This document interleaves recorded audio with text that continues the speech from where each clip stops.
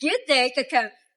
Did you know air, water, and even our own body is made up of atoms bonded together? But have you ever wondered why? That is our lesson today. So, dahil dyan, bago natin simulan ang ating lesson, maghahanap muna tayo ng estudyante na pabasa sa ating objectives. Kaya, tara na! Let's go! Dora, Dora, Dora, the explorer! Roots and super cool. O, Enan, basahan na! Thank you, Apple. At the end of the lesson, you should be able to first, describe the ionic and covalent bonds. Second, apply the Octet Rule in the formation of molecular covalent compounds. Third, recognize the use of molecular chemistry in terms of reactivity. Ikaw na po, Day. Thank you, Dai! Now that our objectives are clear, we can begin the lesson itself. Octet Rule and the formation of compounds. Oh, James, birada na! The Octet Rule was introduced by Gilbert Lewis. Did you know that it states that atoms tend to gain loose or share electrons in order to have 8 electrons in their valence shell? Having 8 valence electrons makes an atom stable, similar to noble gases. However, there are exceptions such as hydrogen and helium, which only need 2 electrons to become stable.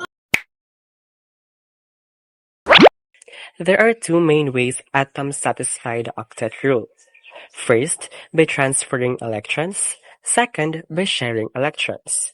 To explain the first type of bonding, let's hear it from Marianne. Uy, James, napo. Did you know what is ionic bond? Let me explain something. An ionic bond forms when electrons are transferred from one atom to another. The atom that loses electrons become a positively charged ion. Is also called cation. Atom that gains electrons becomes a negatively charged ion, also called an anion. The attraction between these opposite charges forms the ionic bond. A common example is sodium chloride, where sodium transfers one electron to chlorine. For the next type of bond, the Marvin, ikaw na po. Did you know what is covalent bond? Covalent bond forms when atoms share electrons instead of transferring them. This usually occurs between nonmetals. There are 3 types of covalent. In the world of chemistry, atoms are looking for drama. They're looking for stability, and nothing stays stable like a covalent bond.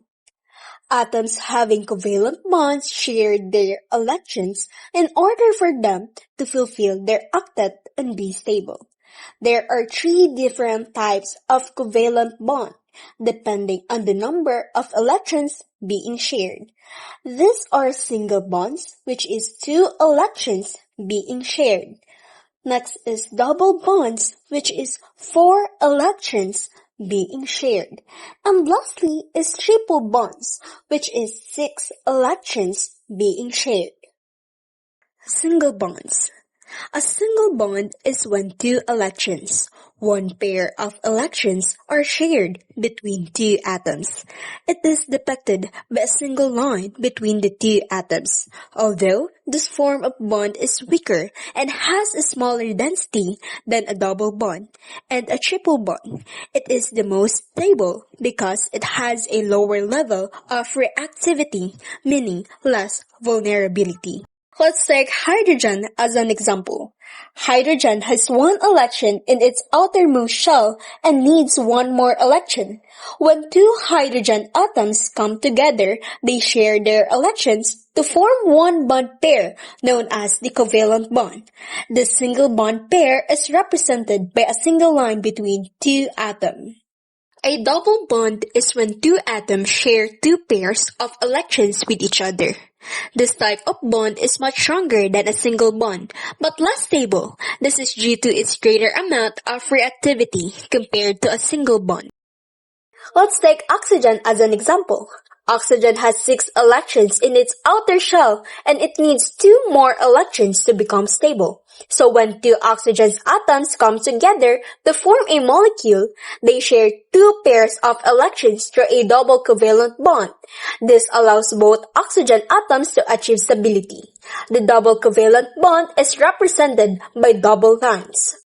For the last type of covalent bond, a triple bond is when 3 pairs of electrons are shared between 2 atoms in a molecule. It is the least stable out of the 3 general types of covalent bonds. Let's take nitrogen as an example.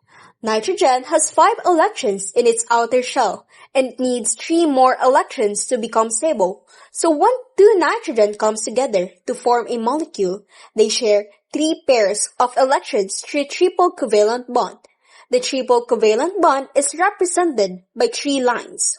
To continue with how these compounds are named, yes, Kimi, let me introduce to you the final bond. Uy, against the light.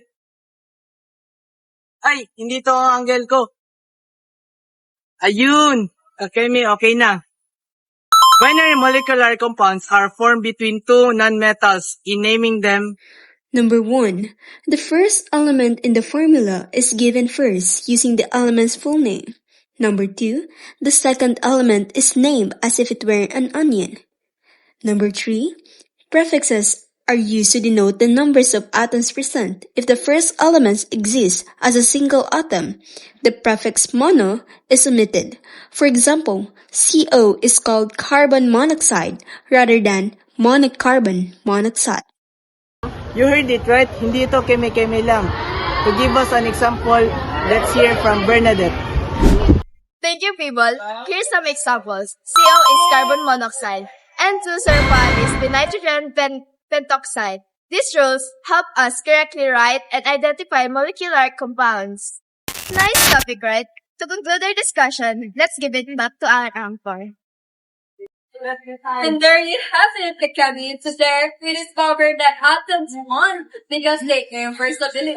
And that stability is explained by the Octet Rule. We learned that atoms can either transform electrons, form ionic bonds, or share electrons to form covalent bonds.